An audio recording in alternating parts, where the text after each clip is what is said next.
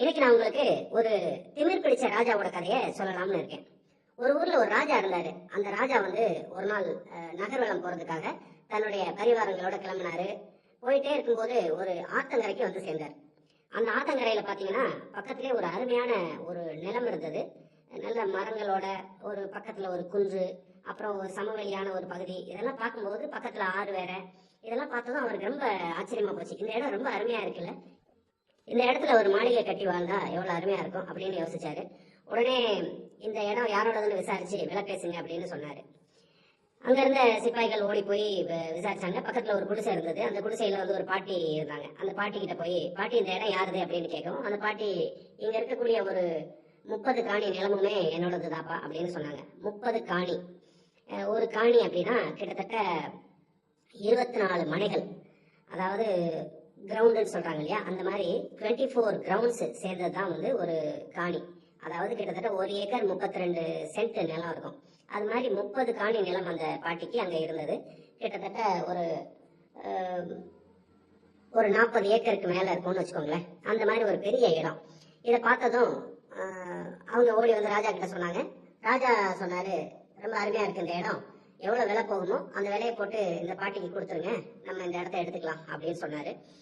இவங்க பாட்டி கிட்ட போய் பேசினாங்க. பாட்டி, இல்ல, இது ரொம்ப பூர்வீகமான இடம், என்னுடைய முன்னோர்கள் மூலமா எனக்கு வந்தது, என்னுடைய கணவர் இங்கதான் வாழ்ந்தாரு, என்னுடைய குழந்தைகளும் இங்கதான் வாழ்ந்தாங்க, இன்னைக்கு வேற வேற இடத்துல போய் வாழ்றாங்க, நான் மட்டுமாவது இந்த இடத்துல வாழ்ந்து சாகலான் இருக்கேன், என்னுடைய காலம் வரைக்கும் இது என்கிட்ட தான் இருக்கும், அதுக்கு பிறகு என்னுடைய குழந்தைகள் எல்லாம் வேற வேற ஊர்ல இருக்காங்க, அவங்கள கேட்டுதான் இதெல்லாம் விற்க முடியும் அப்படின்னு சொல்லி சொன்னாங்க.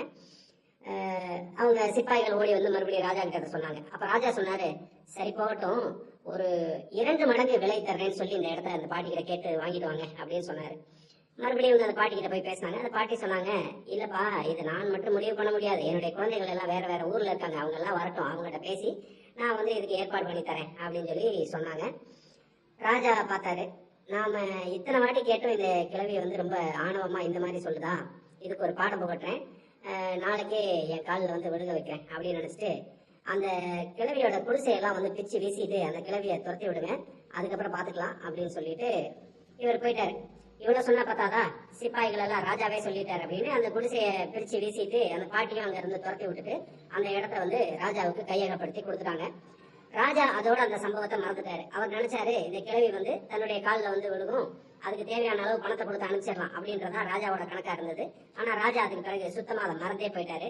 அந்த இடத்துல ஒரு மிகப்பெரிய மாளிகை கட்டி உருவாக்கி அந்த இடத்துல குடிபோற நாளும் வந்தது. ராஜா என்ன பண்ணாரு, தன்னுடைய அரண்மனை குரு இருப்பார் இல்லையா, அவருக்கு வந்து ஒரு ராஜாவுக்குன்னு ஒரு குரு இருப்பார் இல்லையா, அந்த குரு கிட்ட சொன்னாரு, குருவே, நாம வந்து இந்த மாளிகையில குடிபோற நாள் வந்துருச்சு, அதுக்கு ஏற்பாடு பண்ணுங்க அப்படின்னு சொல்லவும் அவரும் எல்லா ஏற்பாடுகளும் பண்ணி ஒரு விழா ஏற்பாடு பண்ணாங்க. ராஜா தன் குடும்பத்தோட அந்த மாளிகைக்கு குடியேறினாரு. அப்போ அந்த ராஜகுரு இருக்காரு, அவர் சொன்னாரு, சடங்கு சம்பிரதாயப்படி நீங்க வந்து இதுல ஒரு மூட்டை மண்ணள்ளி கொண்டு போய் பூஜை அறையில வச்சு அங்க அந்த மணலை பரப்பி அது மேல வந்து ஒரு சாமி சிலையை வச்சு நீங்க சாமி கும்பிடணும், அதனால இந்த தோட்டத்துல இருந்து ஒரு மூட்டை மண்ணள்ளி சுமந்துட்டு போய் நீங்களே வைங்க பூஜை அறையில அப்படின்னு சொன்னாரு. ராஜா அவ்வளவுதானே, செஞ்சுட்டா போச்சு அப்படின்னு சொல்லி ஒரு சாக்கு நிறைய மண் அள்ளி வச்சாங்க. அந்த மண் மூட்டைய ராஜா தூக்க முயற்சி பண்ணாரு. ராஜாவால சுத்தமா முடியல.